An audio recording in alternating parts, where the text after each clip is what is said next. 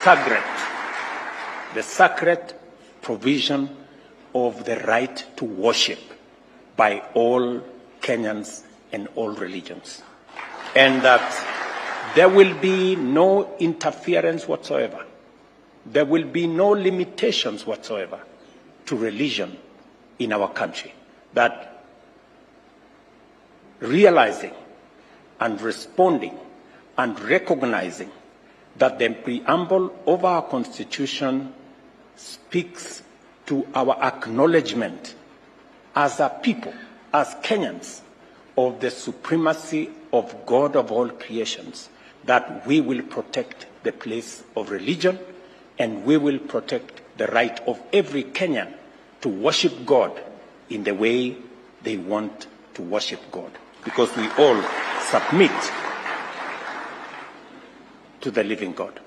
And let me also say this, that citizens, all religions, should be careful about propaganda, fake news, of limitations to religion from different quarters. I want to guarantee you and to give you my assurance, as I do every religious person in Kenya, that the government of Kenya will protect the place of worship and make sure that this country continues to abide by the Constitution and to live up to our principles as a God-fearing nation. In a country as diverse as ours, we debate, we celebrate, we express ourselves, and we commemorate what we do. But we never lose sight of how we arrived here and why. We should take pride in our diversity, our tolerance, and our achievements as a nation. You have said correctly, you make enormous contribution to the commerce, the business, the economy of our country. You also embody philanthropy. We have seen your service in lifting up those in our society who are not the vulnerable in our society. We have seen the food distribution, the many acts of charity that are associated with the Hindu community and the Asian community in Kenya, which we deeply appreciate as Kenyans. Because that is our culture, to lift each and every one of us up. And that is the philosophy behind our bottom-up economic transformation agenda. That we must live in a society that leaves nobody behind. It is the reason why, as a government, and you, in your statement, you say three fundamental things: that we must feed ourselves, we must educate our children, and we must make sure that there is adequate, available, accessible, affordable health care for our citizens. Those three fundamental things are important to us as a government. It is the reason why we have invested heavily in food production. The reason why today unga that was 230 is now below 100 shillings. Because we want to make sure that citizens at every level can afford a meal. We are not quite there, but we have substantially embarked on that journey. And it is my commitment that progressively we will invest in food production in Kenya, including in irrigation. Our aim is to expand land under irrigation by 500,000 acres by 2027 and another 500,000 acres by 2032 to make sure that we have 1,700,000 acres under irrigation so that we can feed our nation.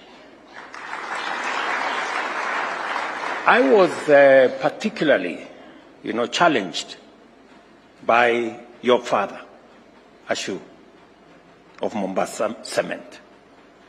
When I was elected, he came to see me. He asked to see me, and I invited him, and we had a chat here. And he told me, Mr. President, I want to help you in Galana. I want to grow food. I see I feed many people, and he does in Mombasa. I feed many people, and I want to participate in food production. So I told him, Ashu, you're most welcome to this space. Please go ahead and participate in food production. You cannot believe what that great Kenyan did. He left my office, went to Galana, and invested, I think, between 3 and 5 billion shillings. He has built 11 dams. He has done an amazing job. So when I got to hear what he had done, and he had no papers, nobody had given him a piece of paper or a lease.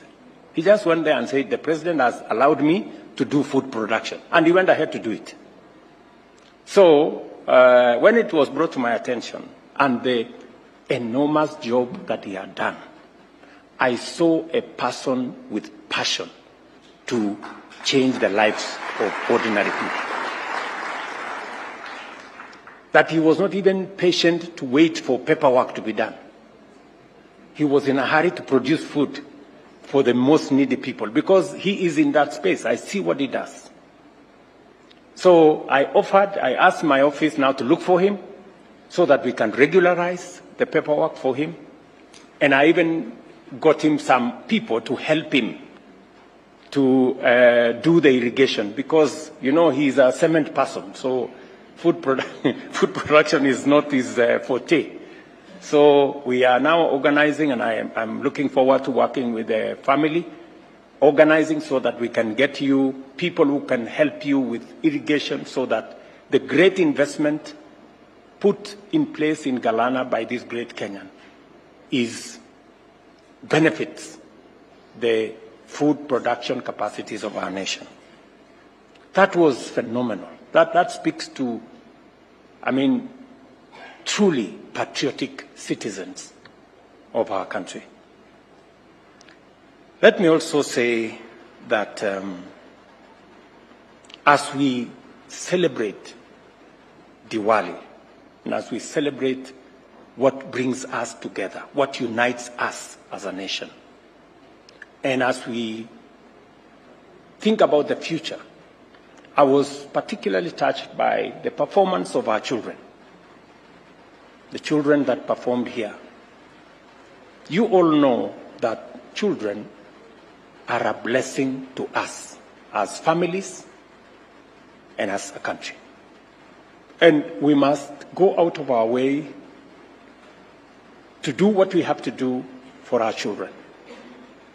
Invest in their education, invest in their health, invest in their progress. And it is the reason why we are deploying a lot of resources to make sure that our education system is fit for purpose. In the last 2 years, we've hired 56,000 teachers, the highest in Kenya's history. We're going to hire another 20,000 teachers in January because we want to make sure that no child in Kenya is left behind as we educate our children. It is the reason why we developed a new funding model, because our children are that important. A student-centered funding model to help fund our children in our TVETs and in our universities, and to make sure that children from vulnerable families get equitable treatment and actually are treated better and are given more facilities, because we want to make sure that we equalize the fortunes of the people of Kenya. It is also the reason why we have changed the Edu Afya program that was only limited to secondary school children with insurance. We've now expanded that to include all the children, both in primary, in ECD, and all the children of Kenya. They will now be part of an insurance cover system under the UHC program. And it is the reason why we are expanding scope in many other areas to make sure that we carry our children along and we carry the future with us, because they are our future. And I am very proud of how you look after your children. We all, as a society, must mind about what religion can do in forming the character, getting good morals to our children so that we can avoid drug abuse, we can avoid bad character that sometimes undermine our progress as a nation. Parents, all of us, and I'm speaking to religious people, parents must take their place in making sure that we parent, we look after our children. We don't go and dump them in school. We don't leave them to the vagaries of their friends. And we don't lead them to, spaces that eventually destroys our children. Because if we destroy our children, we have no future, both as a society and as a country. Finally, let me say that I'm very happy that this occasion has come to be. I have many friends. Kenya has great people from the Asian community in Kenya, and they have made significant contribution to the progress of our nation. Finally, let me tell you something I learned from the Asian community. Ordinarily in Kenya, when we go to church, we put on shoes. Nobody asks you to remove shoes. But I went to Rajasthan in 2018, I think. 2018 and 19, I think. 2018. So I went to Rajasthan. And then it was Christmas, and I was in Udaipur. And I was told there is a church in Udaipur. So I went to this church with an Indian pastor. And it was very interesting to see how custom and religion can come together. So when I arrived in this church, then I was deputy president. To go into the church, you have to remove shoes, like it is done in the Hindu religion. So we had to remove our shoes to be able to go into church. And it was humbling and amazing how I saw the community in Udaipur worship God in Hindi, and it was just something else. It's not ordinary. And I invited that, I think it was called Matthews, a pastor there, an Indian gentleman, and he came to Kenya, and we support his church.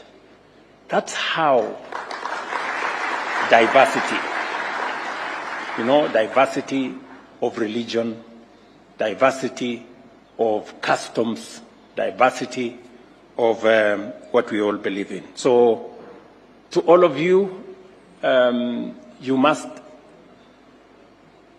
believe in your country. You must believe in Kenya.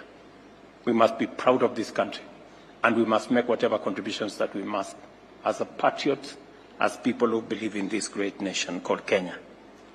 Therefore, may these lights guide us towards a future filled with hope, compassion, and unity. I wish each of you a very happy Diwali, filled with peace, prosperity, and joy. And to all those celebrating this joyous occasion, and I have heard from Bimal your request on the issue of having Diwali as a national holiday. I will undertake to subject it to the process of government. The Speaker is here, If it has to happen, it has to go all the way to Parliament. But I want to assure you that we will have made a decision by the next Diwali.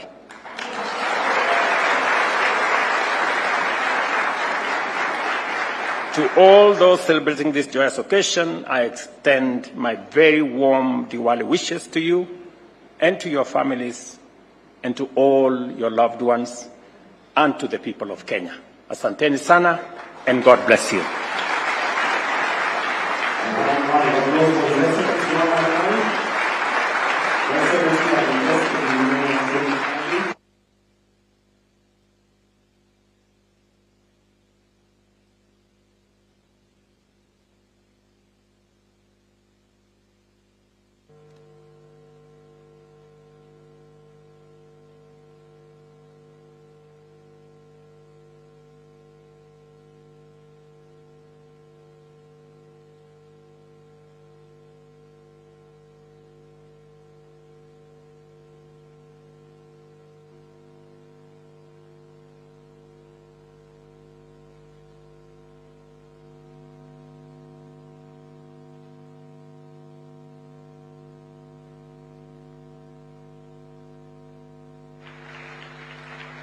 And there's one more.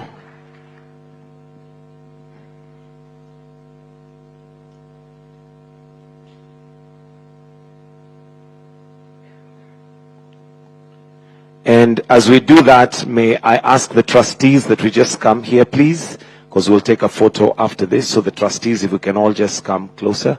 There's one more gift. There's one more gift. Please present that to His Excellency. Just the trustees for now. Just the trustees.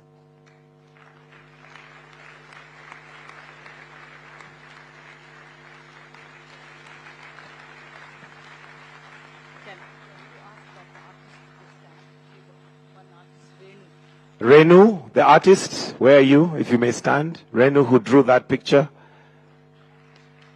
Oh, there, she's right there. All right, Your Excellency, I'll request that we now take a picture. So the trustees, kindly, if we can. Let's take the picture, please.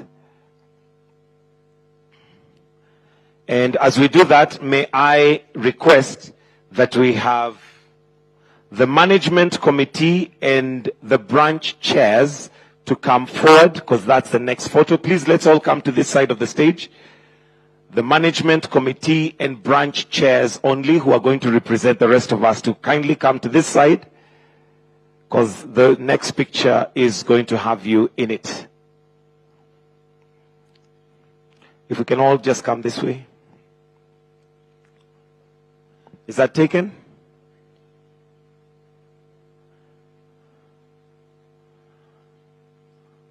All right, please, let's occupy the stage.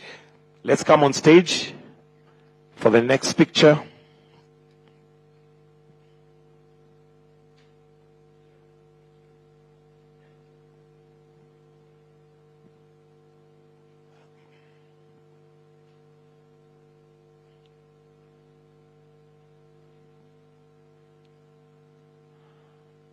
Okay.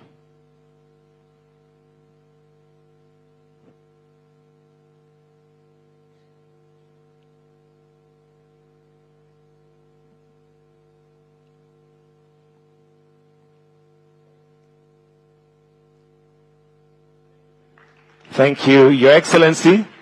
I'll request that we all then go back to our seats as I welcome His Excellency and the trustees to kindly just go where the flags are. Your Excellency, I am told that we do have fireworks that are visible during the day. So we'll ask His Excellency to just go there. It's a 4-second show, so you'll need to have your eyes open. The trustees can join His Excellency just by the flags. While the rest of us, please, let's maintain our positions and train our eyes to that side, because that's where it's going to be happening. So we'll allow His Excellency to get there before we can do that. So those who are doing the fireworks, please hold until I give you the cue.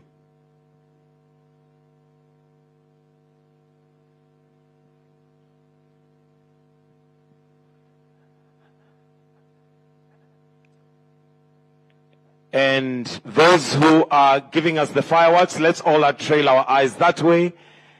In 3, 2, 1.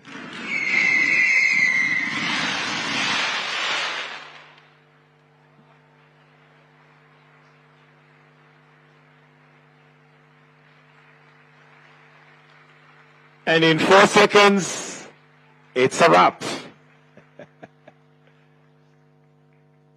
Let's now all be upstanding, please.